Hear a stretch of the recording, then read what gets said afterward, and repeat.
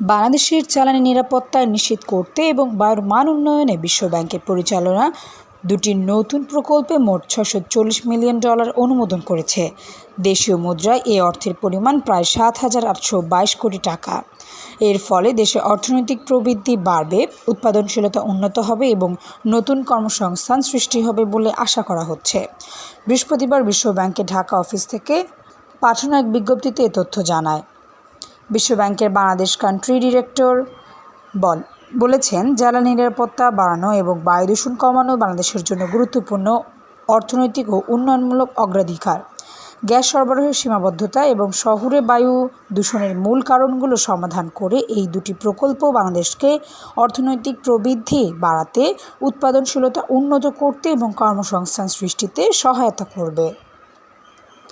পেট্রোবাংলার জন্য $350 মিলিয়ন মতো জ্বালানি খাত নিরাপত্তা প্রকল্প অনুমোদিত। দুটি প্রকল্পের মধ্যে $350 মিলিয়ন বরাদ্দ করা হয়েছে জ্বালানি খাত নিরাপত্তা উন্নয়ন প্রকল্পের জন্য। এই প্রকল্পের মূল লক্ষ্য হল রাষ্ট্রীয় মালিকানাধীন তেল ও গ্যাস কোম্পানি পেট্রোবাংলার জন্য ব্যয় সাশ্রয়ী অর্থায়নের সুযোগ তৈরি করে গ্যাস সরবরাহের নিরাপত্তা বৃদ্ধি করা। Desk report, সমযোগ।